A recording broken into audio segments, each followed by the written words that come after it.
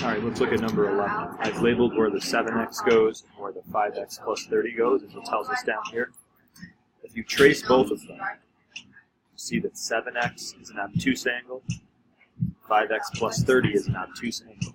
And since the lines are parallel, if they're both obtuse, they are equal to each other. We have alternate interior angles here. So we have 7x equals 5x plus 30. Subtract 5x from both sides. Divide by 2.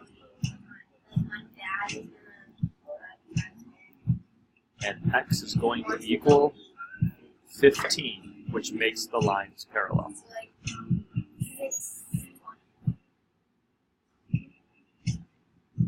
Number 12. This showed up in some of the other reviews. When you reflect over the line y equals x, just a reminder what that line is. It's a diagonal line right through the origin with a slope of 1. But all you need to know is when you reflect over that line y equals x, you just take the coordinates and you flip them. So the point is now going to be backwards, -5, 2. I labeled where 7x and where 5x plus 30 go, based on what they told me below. And they're both obtuse, which means they're equal. They're also alternate interior angles, which again makes them equal. So I'm going to set them equal. Subtract 5x from both sides. Divide by 2. X equals 15. And that's what they wanted me to find, was x.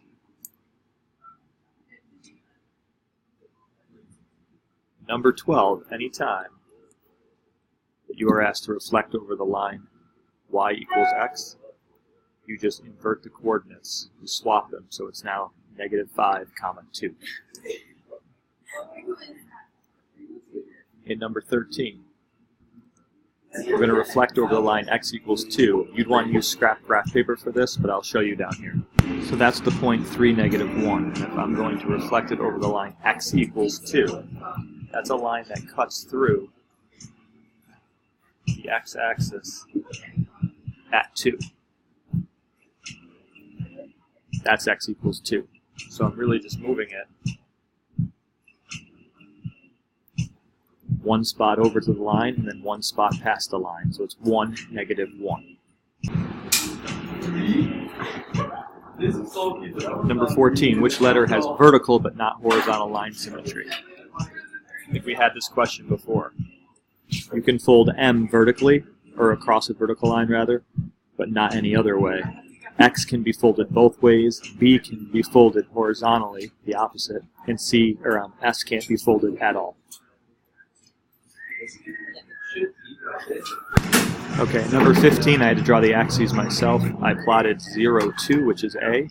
I plotted 4, 6, which was B. I'm going to connect it to make segment AB.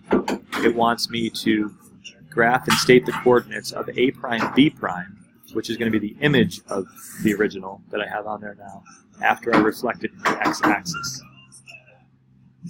So if I reflect it over the x-axis, point A will end up down there, and point B will go down 6 and down 6 more.